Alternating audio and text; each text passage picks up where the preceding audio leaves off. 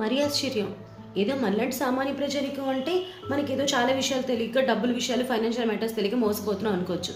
పెద్ద పెద్ద కంపెనీ సీఈఓలు, సీఎఫ్ఓలు మోసపోతూ ఉంటే ఏం చేస్తాం? కొత్త స్కామ్ వచ్చిందట. ఏంటి? సెబీ అంటే తెలుసు కదా, Security and Exchange Board of India. సెబీయే దానికి కొన్ని మార్గదర్శకాలు జారీ చేస్తుంది. చాలా స్కామ్లు అయిపోతున్నాయని సెబీకి రిపోర్ట్స్ వస్తున్నాయట. ఎవరు స్కామ్ అవ్వబడుతున్నారు? పెద్ద పెద్ద సీఈఓలు, సీఎఫ్ఓలు. ఇప్పుడు బోళ్ళని కోట్లు చేతులు మారుతాయి కదా పెద్ద పెద్ద బిజినెస్లు అంటే. సీఓలు, సీఎఫ్ఓలు కోట్లతో డీల్ చేస్తుంటారు.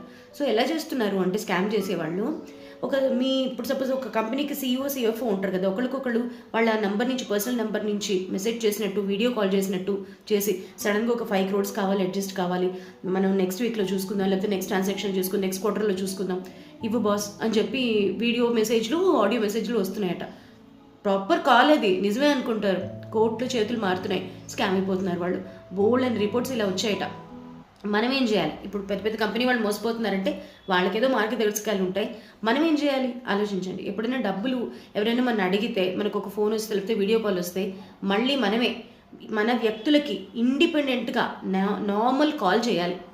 సో అండ్ సో, బాబాయ్ నన్ను డబ్బులు అడిగావు కదా, నిజమే కదా, నువ్వే కదా, ఏమంటావా అని అడగాలి.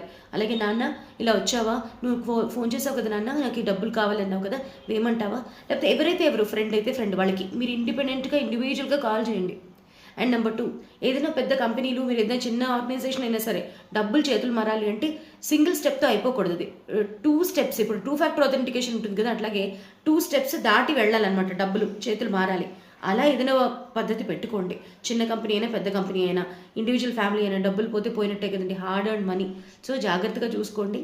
వీడియో కాల్స్ని కూడా ఈ రోజుల్లో నమ్మడానికి లేదు, ఫేక్ వచ్చేస్తుంది కదా. కాబట్టి ఏదైనా ఉంటే డైరెక్ట్గా ఆ నెంబర్కి, సదరు నెంబర్కి కాల్ చేసి అవునా కాదా చెక్ చేసుకుని చేయండి. మోసపోకండి. చాలా బాస్ స్కామ్ అని, ఒక పెద్ద బాస్ స్కామే జరుగుతోంది. కోట్లు కొల్లగొడుతున్నారు. ఇంకా మన లెక్క. Be careful. డిస్క్రిప్షన్లో డీటెయిల్స్ ఇస్తాను.